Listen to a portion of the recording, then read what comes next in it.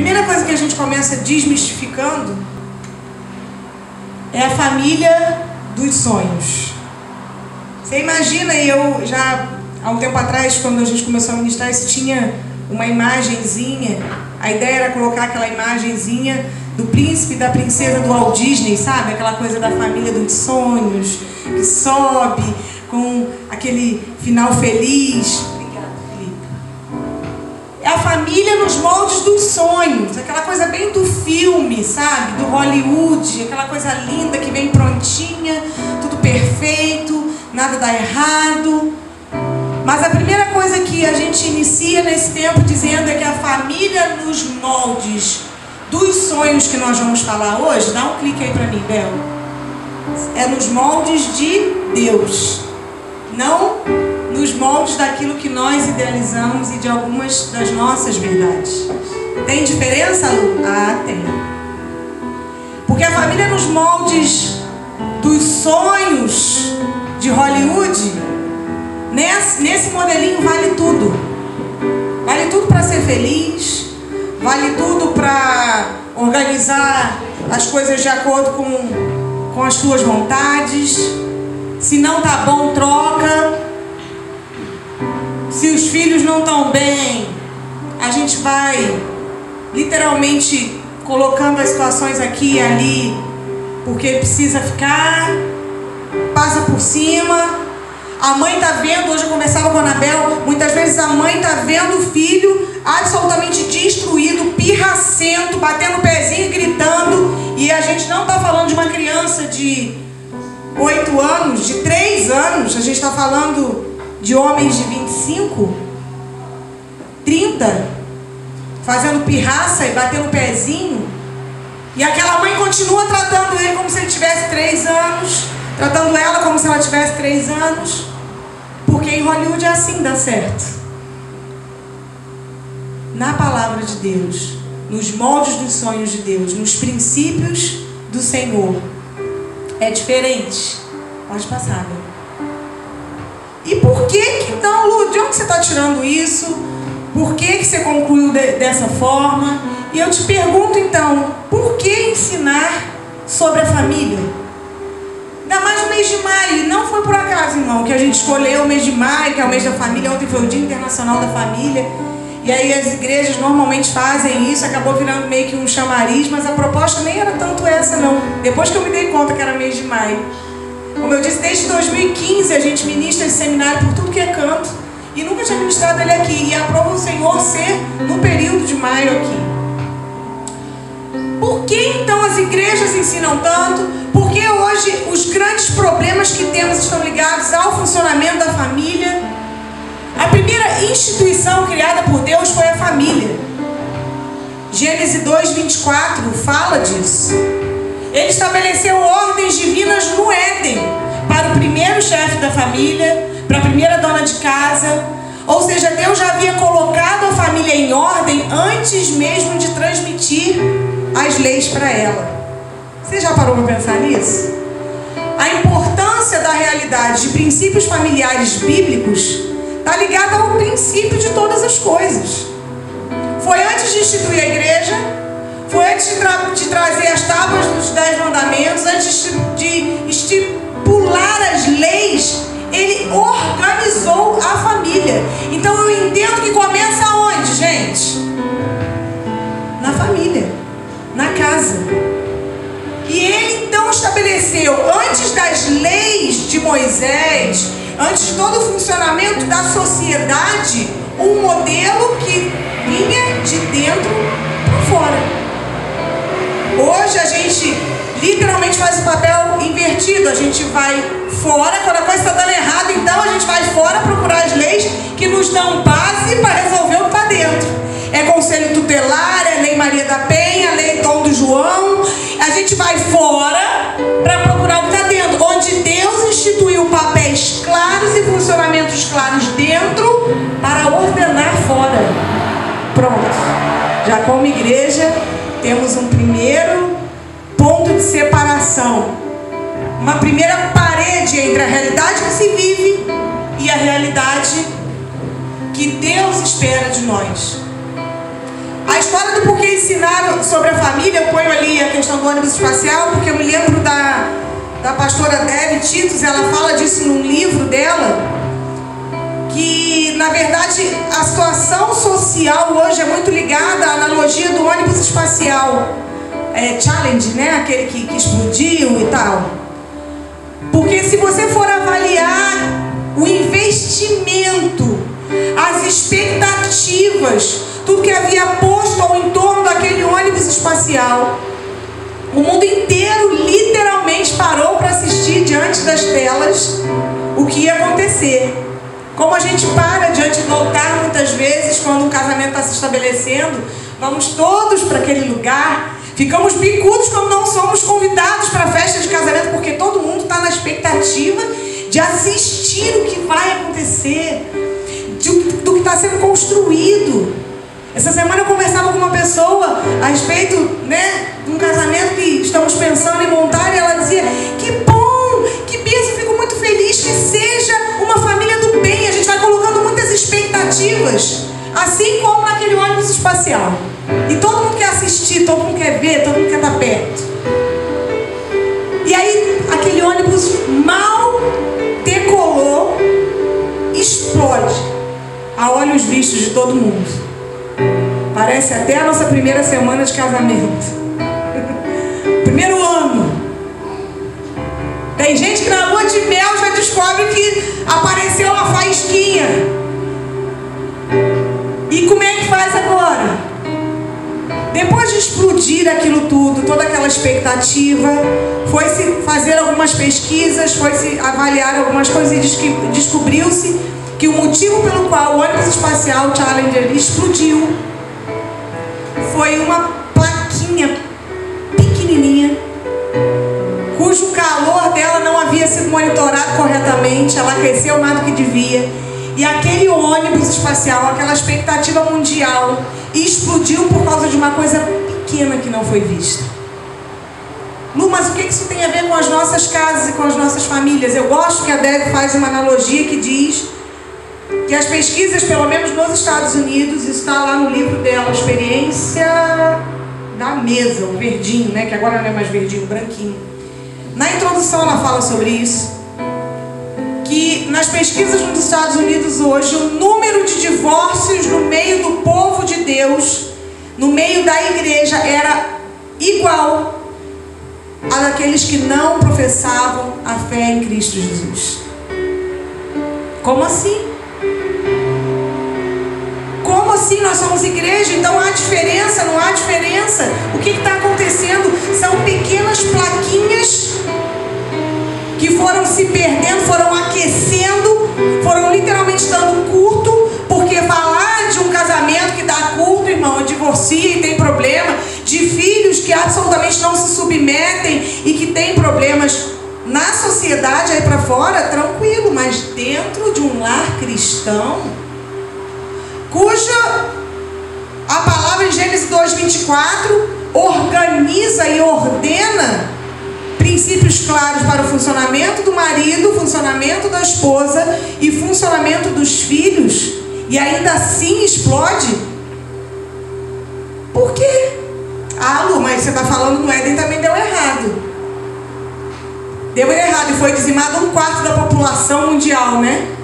Porque deu errado, o irmão matou o outro, Caim matou Abel, por conta de algo que se infiltrou naquela realidade, na comunicação do casal, fez com que eles saíssem do ambiente de intimidade com o Senhor, que era o Éden, tivessem que literalmente produzir na força do seu trabalho princípios que eram somente resultado de intimidade, porque no Éden, querido, precisava fazer força, tinha suor do rosto. O trabalho sempre existiu. O trabalho no Éden é culto, cultivo. Adão cultivava a terra. A palavra no original de cultivo é a mesma de culto. Era a forma de Adão cultuar a Deus. Era trabalhando, era o cultivo da terra.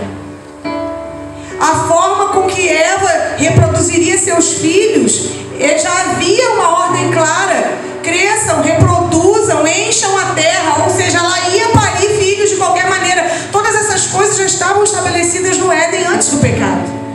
Quando eles pecam, quando o erro de comunicação, quando a forma de lidar, papéis invertidos, e vocês vão ver isso mais à frente aqui, do papel da mulher e do papel do homem, criam o primeiro ponto de ruptura, de explosão na expectativa.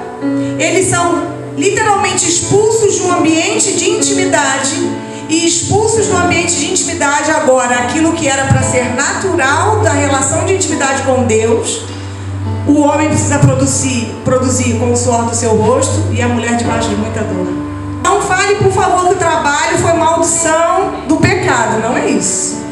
O cultivo sempre foi uma bênção para nós, era a nossa forma de cultuar. Gerar filhos, ter filhos, sempre foi uma bênção para nós.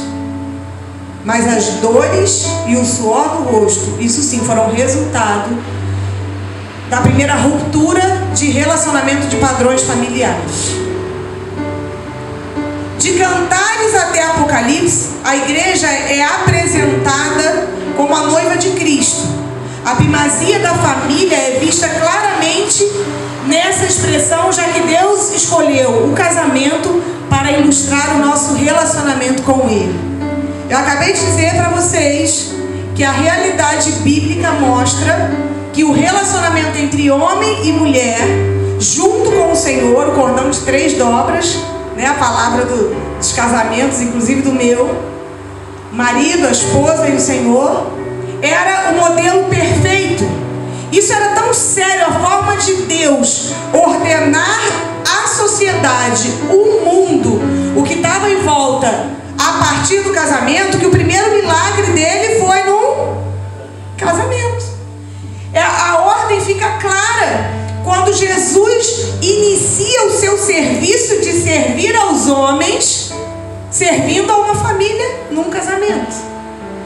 Quando de Cantares até Apocalipse, a igreja, o relacionamento entre Cristo e a sua igreja é representado nas bodas do Cordeiro, o marido e a esposa. E aí você começa a entender por que Deus fala em Malaquias que ele abomina o repúdio, em algumas traduções o divórcio, e a realidade disso. Porque pensa, essa é uma introdução, irmãos, é nos fazer entender por que a sociedade hoje está nesse pé, por que a gente tem problemas entre nós de relacionamento, marido e esposa, por que a gente tem alguns problemas sérios de instrução em lidar com os filhos, e a gente ainda nem começou a mostrar o que é o padrão desses três papéis: marido, esposa e filhos. Mas é uma introdução para te fazer entender a seriedade do que representa o casamento. O leito sem mácula, que Hebreus capítulo 13 vai falar. Hebreus capítulo 8, perdão. É 8, né? A gente já conferiu essa semana e eu falo 13 ainda. Portanto, é o próprio Deus que atribui muito valor e honra ao relacionamento entre marido e esposa. Efésios capítulo 5, Paulo mostra isso. Ele dá ordens claras ao marido: marido, amem suas esposas, esposas sejam submissas aos seus maridos. E eu, quando comecei a estudar tudo isso, e pior, comecei a apanhar de tudo isso, esse era o texto que eu abominava. E eu falo isso com as mulheres quando a gente ministra. Abominava esse texto, porque eu dizia: é mole para Paulo dizer que tem que amar a esposa, não é casado comigo. Eu sei bem o meu nível de tribulação, querida, mulherzinha tribulada. É fácil dizer para me amar. É mole para Paulo dizer que eu tenho que ser submissa ao meu marido. Ele não é casado com o Felipe, ele não é casado com a Lu. E eu ficava revoltada, porque me parava só na realidade natural, como o Felipe. Eu gosto muito de ouvir o Felipe falar sobre isso, só na horizontal, nesse modelo que está a olhos vistos do casamento, homem e mulher, relacionamento sexual. Depois da vírgula de Efésios capítulo 5, e no versículo 23 e 24, Paulo vai explicar por que ele ordena a respeito do casamento, mesmo sem nunca ter sido casado. Ele ordena porque ele diz: grande é esse mistério. Eu imagino na Bíblia, na palavra de hoje, né? Uau, que maneiro! Porque ele dá as orientações, ele fala para o marido amar esposas, ele fala para a esposa ser submissa ao marido, ele fala para os pais terem os filhos em submissão, em obediência. E aí ele diz: grande é esse mistério, mas eu me refiro a Cristo e a sua igreja. Abre comigo, vamos conferir, é importante. Efésios capítulo 5, verso 22. Porque isso vai ser o fundamento do que nós introduzimos até aqui. Para que você entenda que, definitivamente, o que vai sarar a igreja de Cristo sobre a terra e o que vai fundamentar o acolhimento e a salvação dos perdidos, do órfão, da viúva, do necessitado, é a minha e a tua casa, não é a igreja. Pronto, agora a Lu falou uma heresia definitiva. Abre comigo Efésios capítulo 5.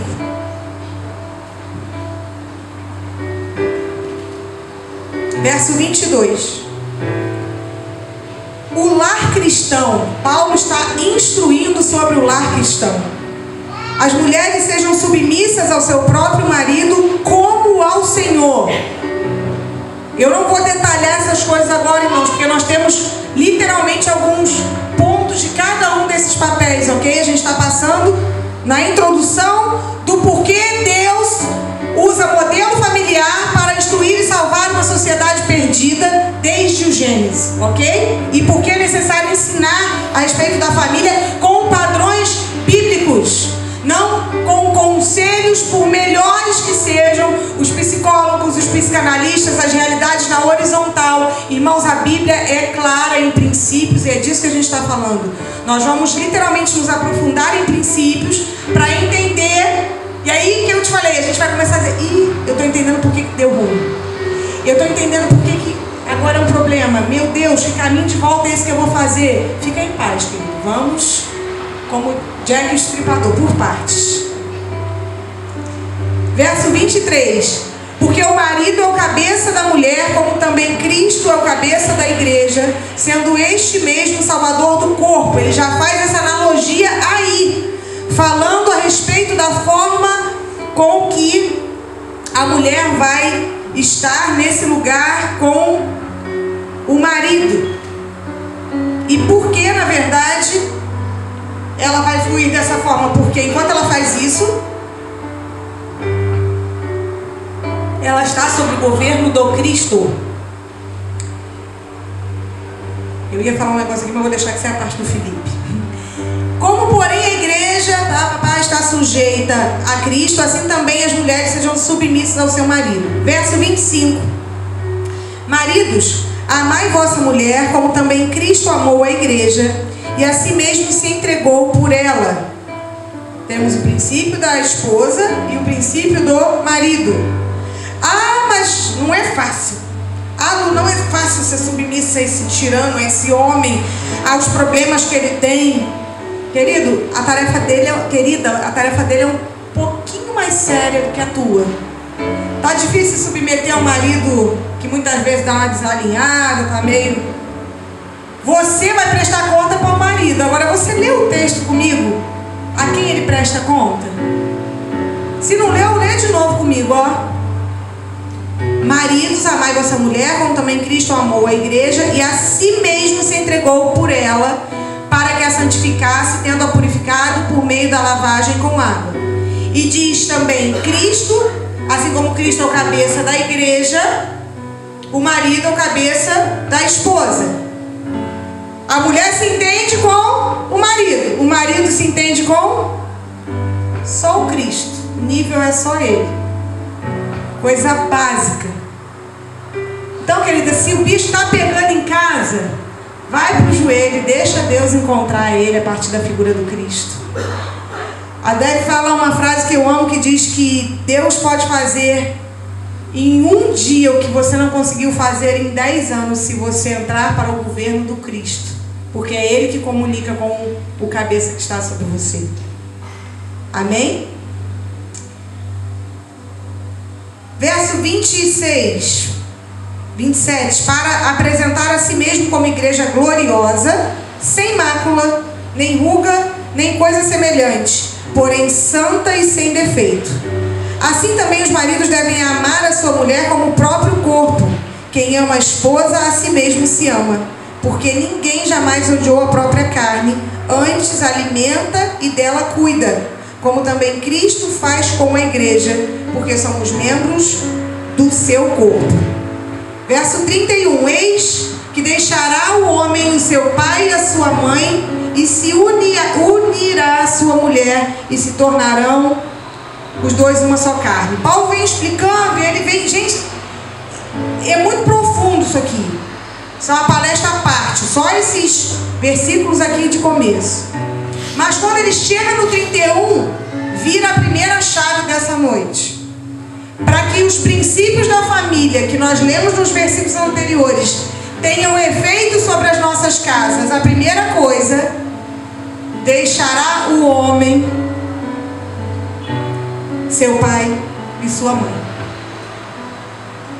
Aquele casamento que traz o sogro e a sogra para a cama, mano, já começa com um problema sério, porque está quebrando um princípio bíblico, e Deus não tem compromisso com quebra de princípios.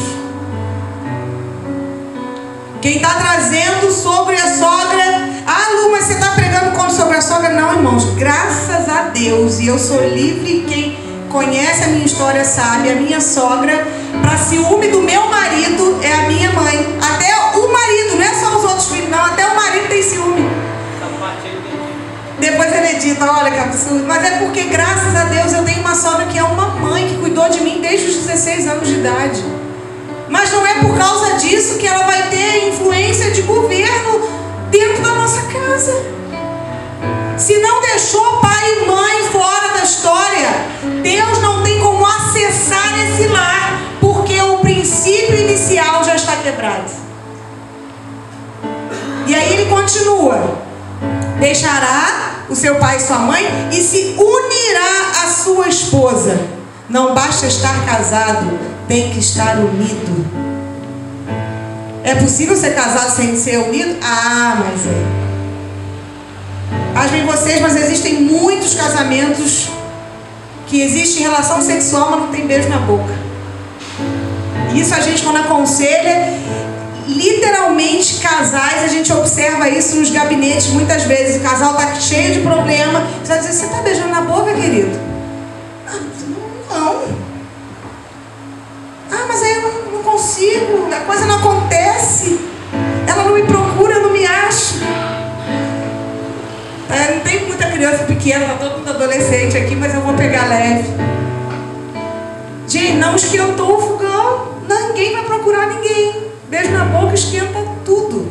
E eu não estou aqui, com todo respeito e carinho ao pastor Cláudio Duarte, para fazer piada, para você rir e achar legal uma palestra de comunicação. Não, eu estou falando sério. Porque se a Bíblia diz que eu vou me unir à minha esposa, e quando ele está falando se unir, é se unir mesmo. E eu não preciso nem ir para o original para entender que é unir daquele unir. Porque depois da vírgula diz assim: e se tornarão os dois uma só carne. Só tem um jeito de se tornar uma só carne, querido: se unindo daquele jeito. Aí a gente beijava na boca quando namorava, esquentava tudo que tinha para esquentar, não conseguia controlar, quebramos outro princípio bíblico antes do casamento, que foi se relacionar sexualmente fora da aliança do casamento. Convidou tudo que foi demônio de moralidade sexual, porque literalmente sacrificávamos a demônios no altar de moralidade todas as vezes que nos relacionamos sexualmente fora da aliança do casamento. E aí depois a gente se casa achando que vai casar e vai arrumar a casa, irmão.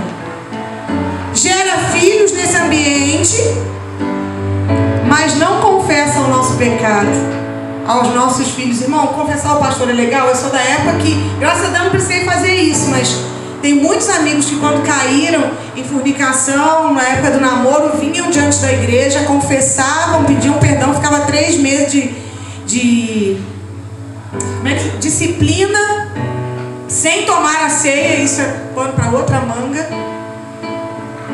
Vamos lá, depois você lê Coríntios 11, vai lá ver o que a Bíblia fala sobre não tomar ceia por causa de disciplina. Manda você se examinar sim, querido, mas manda você beber, porque você não bebe porque você merece, você bebe porque come e bebe porque precisa. Porque Jesus disse que quem não come, não bebe de mim, não tem parte comigo. E aí quando a gente cai, a primeira coisa que a religião faz é tirar você de se alimentar do Cristo. Você não bebe porque merece. Você não se examina para descobrir que aquele mês você pecou menos. Você se alimenta dele porque precisa. Mas isso é um outro seminário, amém? E aí você vem se unir e vai se tornar uma só carne. E essa uma só carne está carregando consigo todos os nossos demôniozinhos de imoralidade da época do namoro, de todas as nossas brincadeirinhas, né? Do sexo fora do casamento.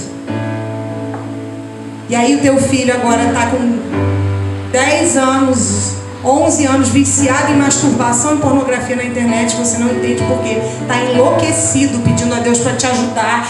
Unge o computador com óleo, faz libertação na criança, está endemoniado, querido. Vira o retrovisor para dentro e vai ver quais foram literalmente as janelas espirituais que você deixou aberta durante anos. Lu, mas eu não sabia. Hoje você está sabendo. Vai com essa informação para casa, para os pés do teu Senhor.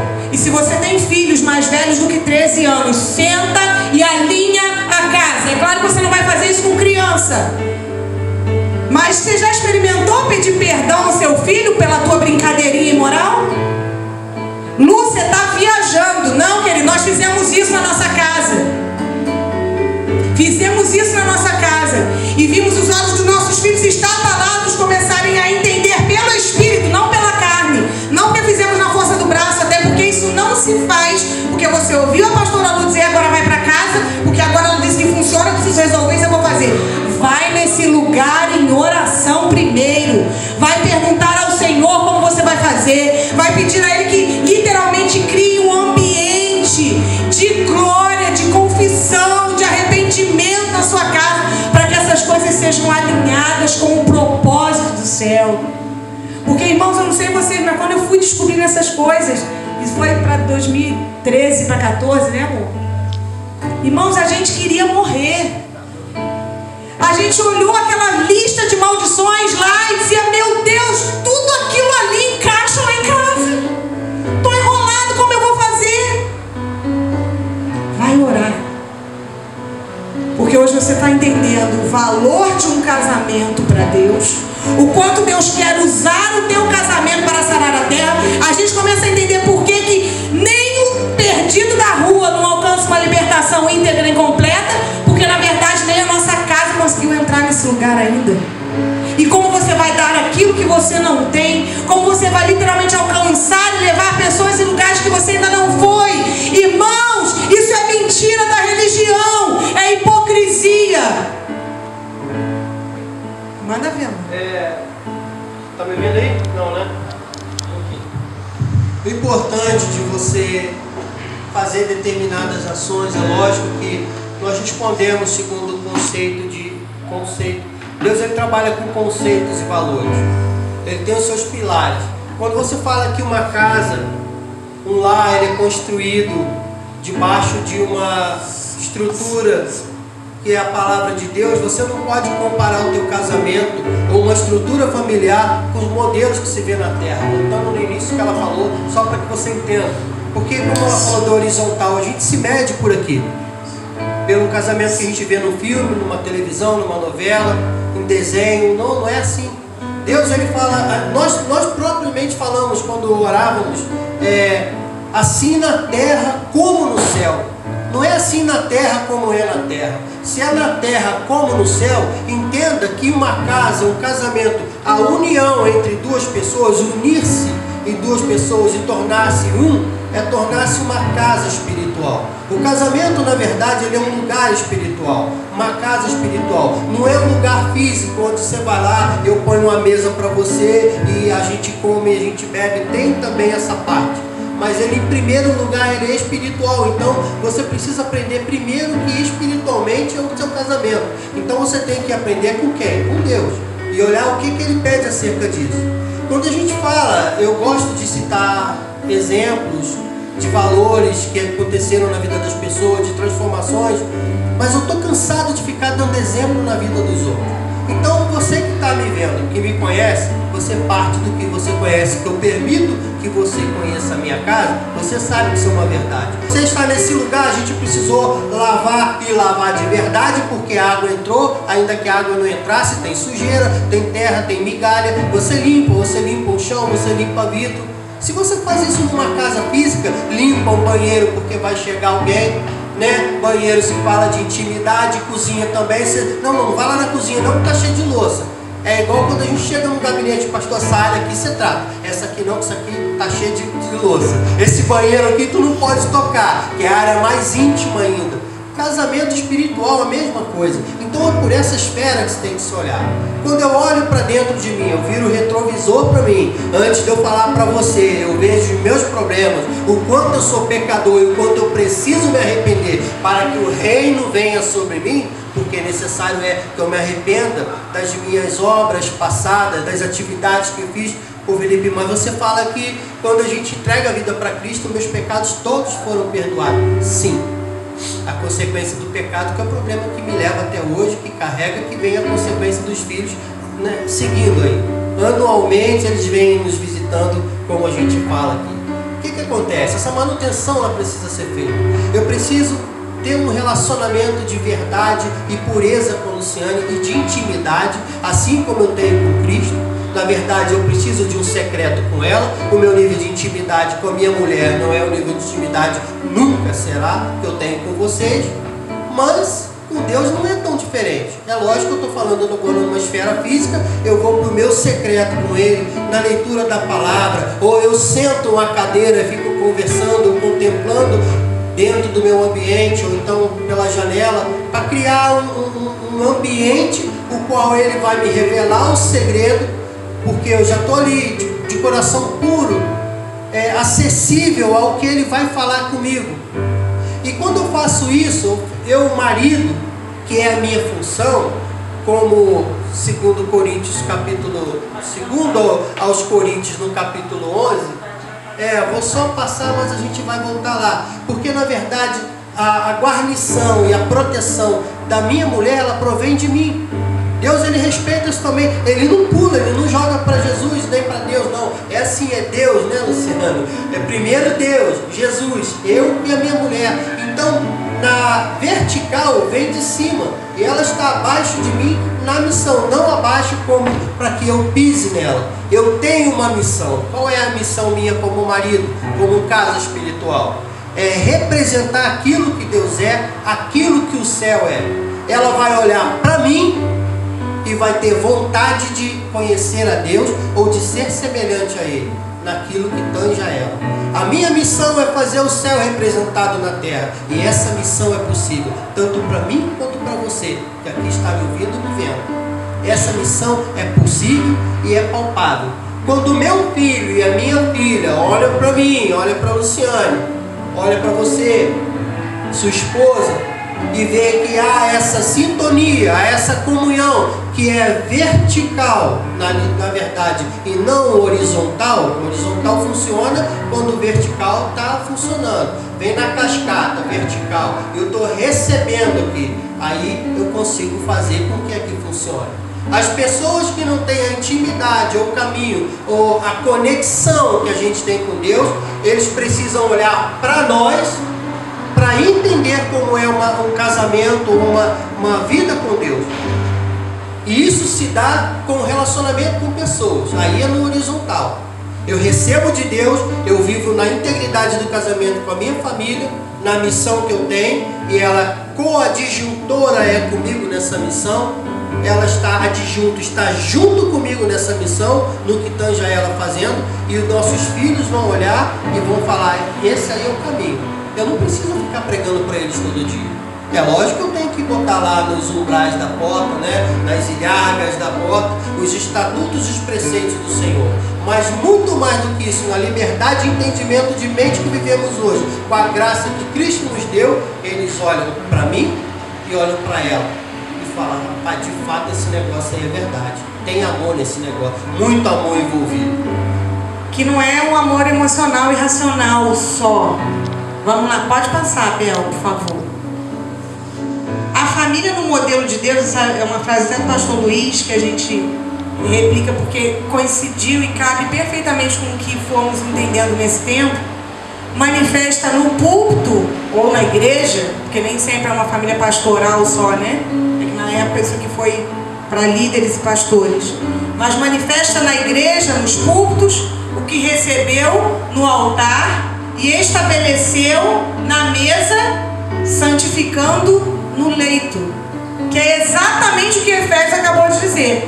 Passa pelo leito, porque o marido e a esposa em comunhão, unindo-se, distribuem na mesa com os filhos, e no lugar de oração, no altar, que não tem a ver com o altar da igreja, querido, tem a ver com o altar da casa. E aí sim vai manifestar isso nos púlpitos, nas igrejas. Por isso que a gente hoje vê tanto problema na igreja, porque o de trás para frente não está acontecendo. Pode passar, Bel. Isso tem duas bases bíblicas que eu queria que você, se estiver anotando ou guardasse aí.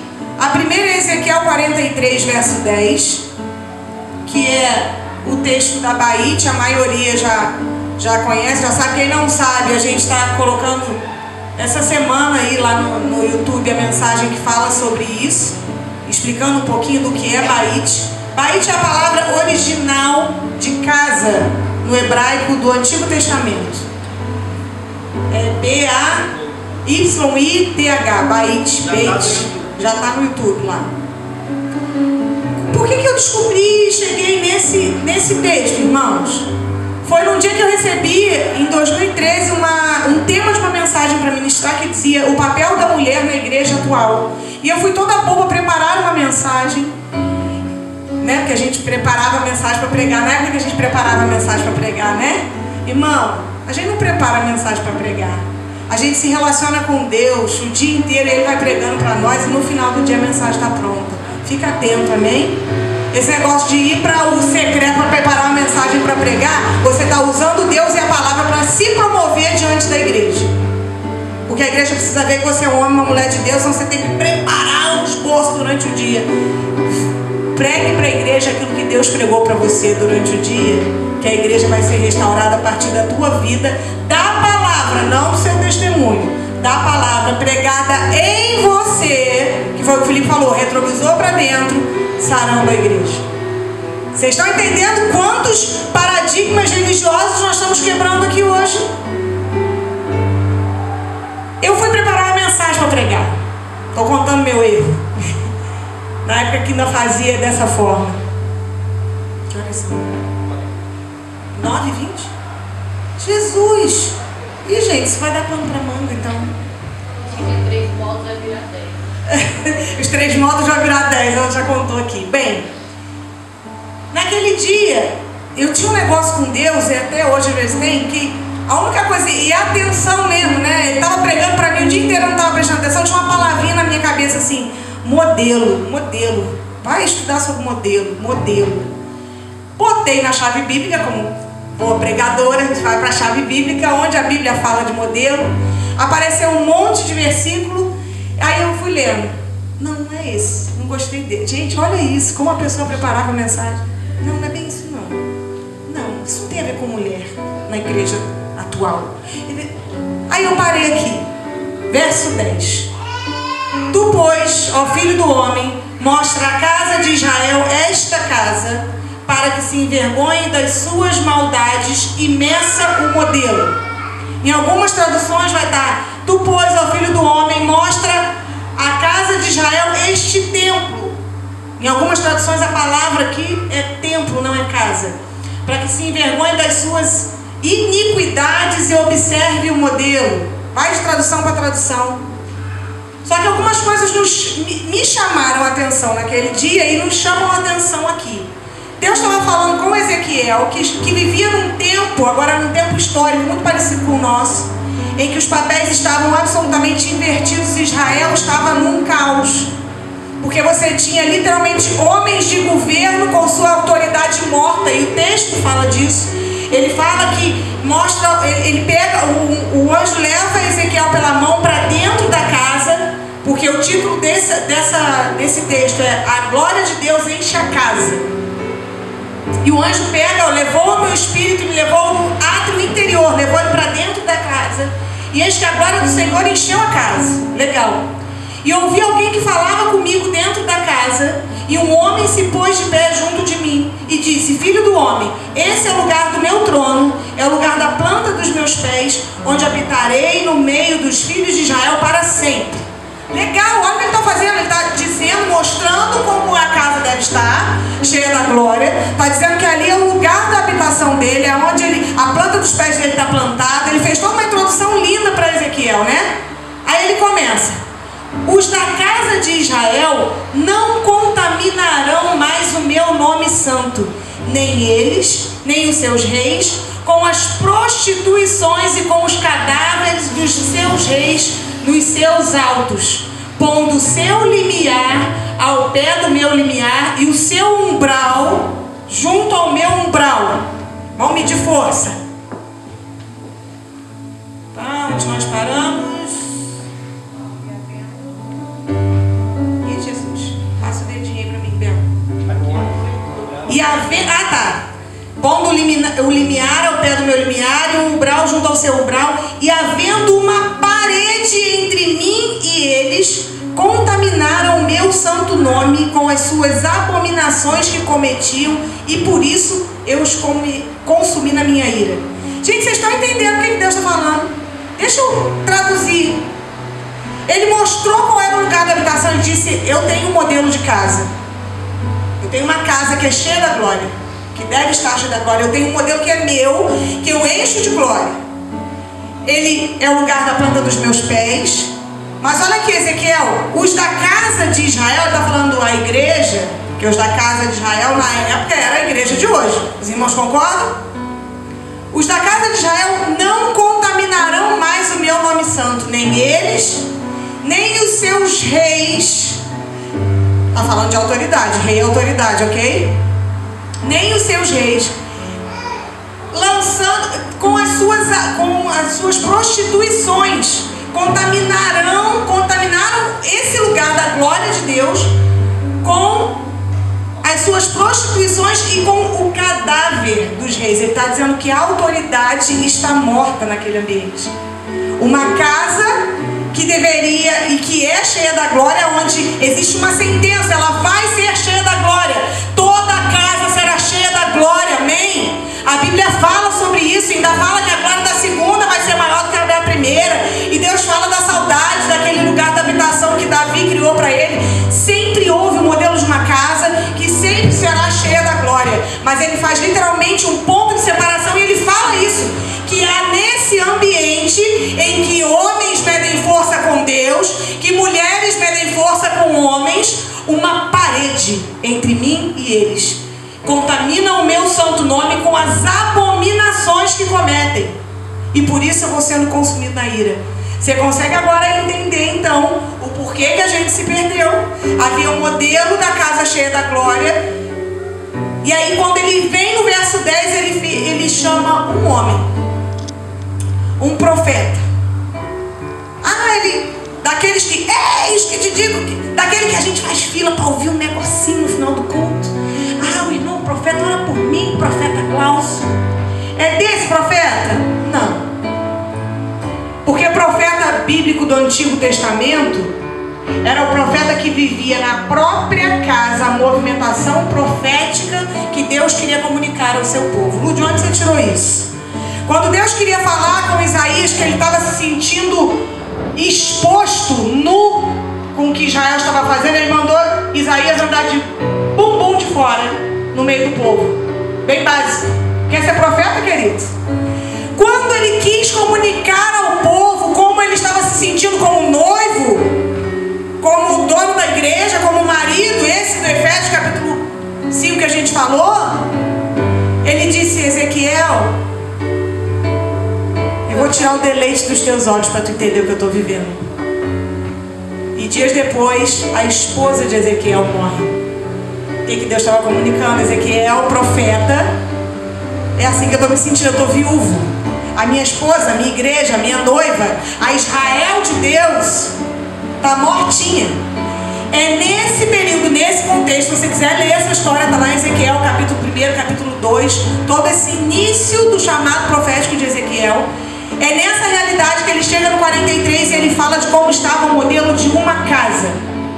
Como eu disse para você no verso 10, que foi onde o bicho pegou para o meu lado naquela noite que eu só ia preparar uma mensagem, mostra para a casa de Israel, o profeta Ezequiel, mostra para a casa de Israel esta casa. Aí você pode estar dizendo, Lu, mas na minha Bíblia está dizendo este templo. Ele estava falando a respeito da igreja, do templo construído, aleluia. Eu também tive essa impressão, boa pregadora que sou, naquela tarde, peguei o texto e disse, por que uma tradução está dizendo casa e na outra está dizendo templo? Fui para o original, a palavra é Bait. É a mesma palavra para as duas casas, por isso que em algumas Bíblias é casa, casa, e outras é casa, templo. Não tem diferença entre casa e igreja. Para ele é a mesma coisa, a mesma glória que enche esse lugar. Quando a gente está cheio do mistério de Deus, glorificando o Senhor, adorando a Deus, é esse ambiente, é essa glória que está proposta para a tua casa familiar. E aí ele olhou para mim e disse naquele dia, naquela tarde, ei filha, olha o modelo da casa que eu tenho. Aquele modelo que nós falamos no início, aquele modelo que nós falamos de Paulo falando aos Efésios, que nós vamos falar na semana que vem de Paulo ensinando aos Coríntios, o papel da esposa, o papel dos filhos, o papel do marido.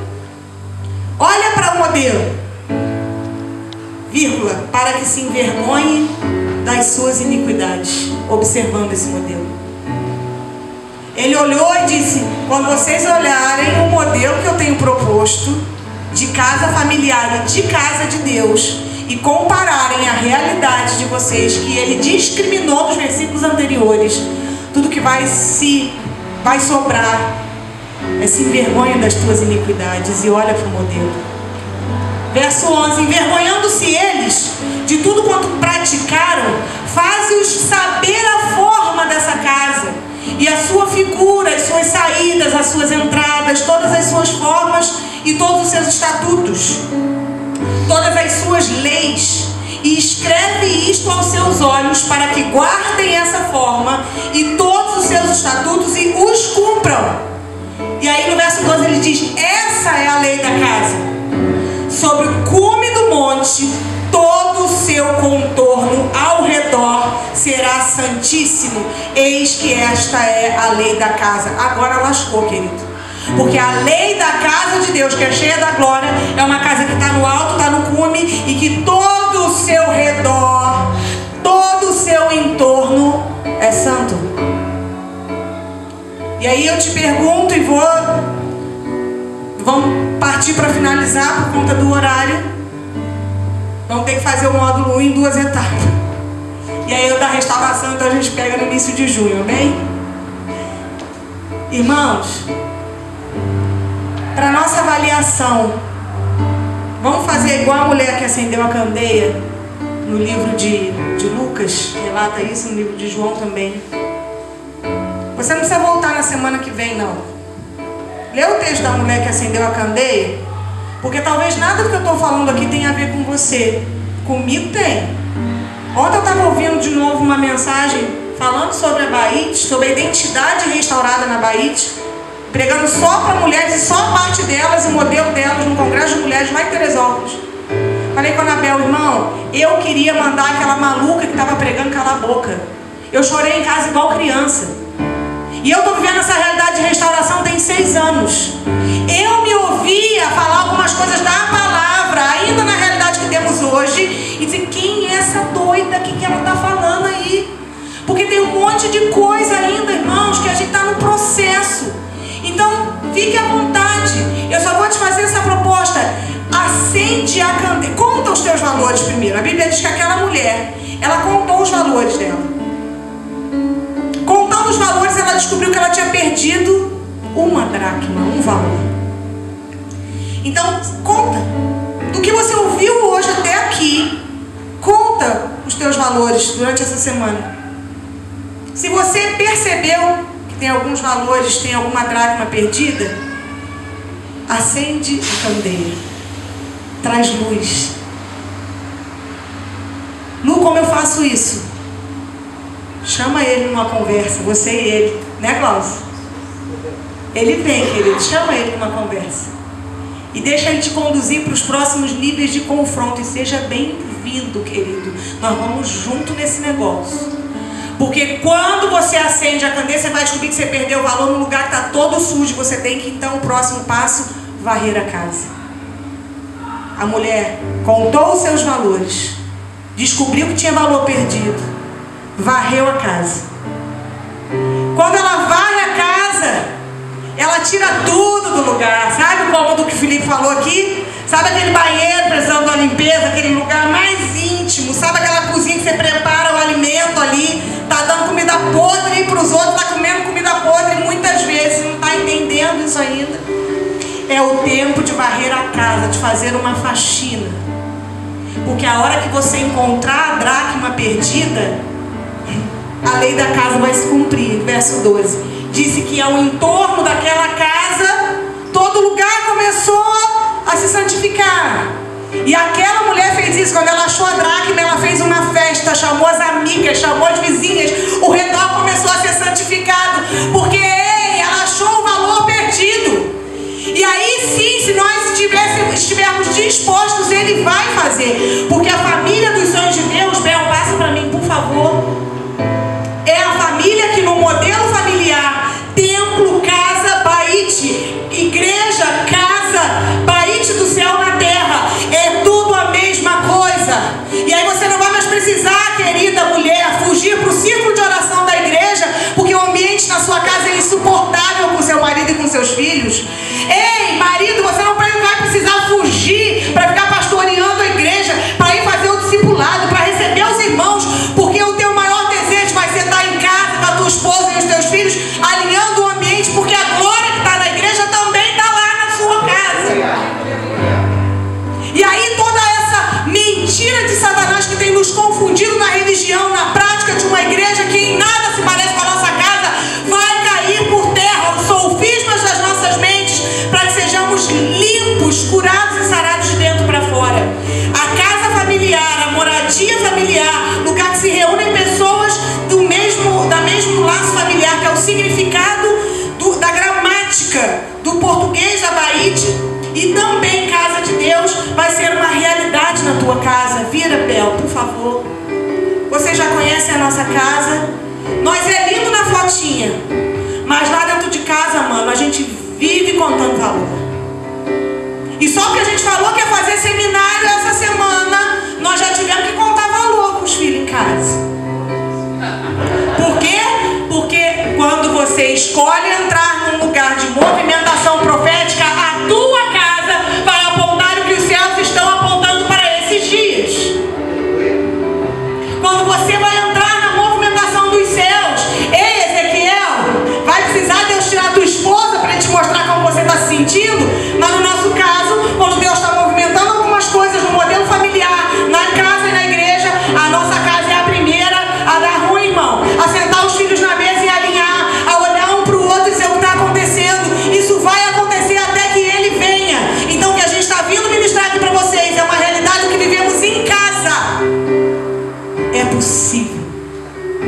Vocês, a maioria de vocês conhecem os nossos filhos desde pequeno, sabem de uma realidade que vivíamos e da realidade que vivíamos. Todo mundo acha lindo, irmãos, ver Natan e Isabela envolvidos no ministério, fazendo parte literalmente do que a gente está fazendo junto. A gente não está fazendo, o Felipe não está fazendo e eu estou correndo atrás.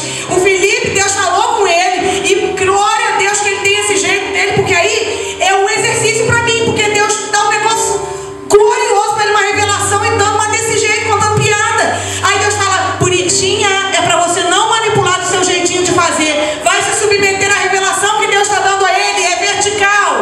É vertical, não é para que você esteja debaixo dele, é para que você esteja adjunta com ele na missão. Queridos, lá em casa, aperta primeiro, então fiquem em paz, porque nada que nós estamos falando com vocês é algo que nós não estamos vivendo em casa. Vivemos diariamente. É possível, amém? O marido já está aqui botando freio. Não, é porque na verdade já deu a hora. A gente não quer ser pesado para ninguém, tá bom? Eu só fico fazendo piada, irmão, porque dói. Aí como não dá para chorar, a gente tem que rir. A psicóloga uma vez ela falou para mim, eu estava numa matéria no seminário, eu tinha que entregar um trabalho e eu me entreguei e eu fiquei fazendo graça com o cara e ela falou, até quando tu vai ficar se escondendo? Atrás da tua brincadeira, da tua simpatia e tal, tipo assim, abre a boca. Ele foi lá assim, ó, enfiou a boca e tirou do avesso e botou pro lado certo. Então assim, eu parei de disfarçar através do riso, da brincadeira, que dói. A gente aqui, quem é de casa sabe o quanto é difícil pra gente fazer o que a gente está fazendo aqui. Para mim é fácil falar, contar graça quando não tem ninguém olhando, quando eu estou no meu ambiente, falando a respeito de mim e das coisas que vivo. Agora, quando você fala conceitos e verdades e valores que muda a mente de uma pessoa, que muda uma casa, que muda um bairro, uma cidade, uma nação, aí a chapa esquenta. Porque na verdade o que a gente fala aqui muda o conceito de gerações, irmãos. Mudou na minha vida, mudou na minha casa, mudou na minha família, com meus amigos, muitas pessoas.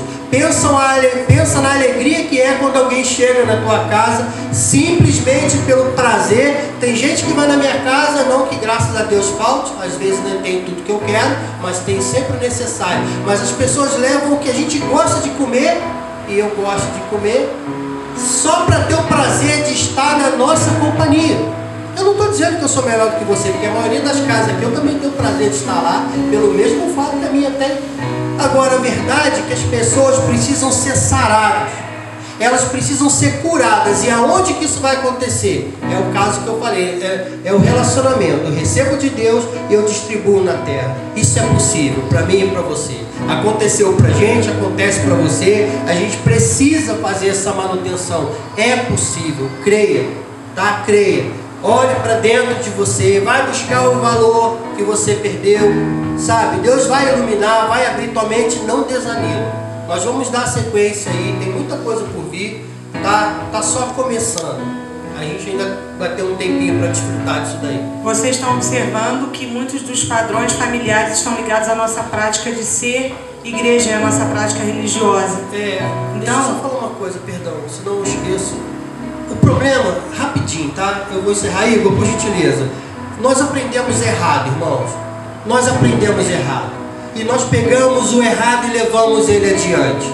Eu lembro de uma ilustração bobinha demais, mas que o cara falou que faz todo sentido. Que ele contava assim, que quem entende de carne aí, aquela, acho que é o lagarto redondo, que é uma carne comprida, aí a esposa dele foi fazer o tabuleiro e ela cortou uma ponta aqui, a outra e botou, e ele ficava vendo toda vez que ela fazia aquela carne, por que você desperdiça essa parte e outra, não aproveitava? Não, minha mãe fazia assim. Aí ele foi na sogra, por que quando você cozinha essa carne, você corta essa ponta essa e joga fora a cozinha? Não, minha mãe fazia assim. Aí chegou uma avó, porque alguém me ensinou assim, porque o tabuleiro era pequeno, não cabia lá o lagarto redondo, vou chamar, e aí cortava a pontinha.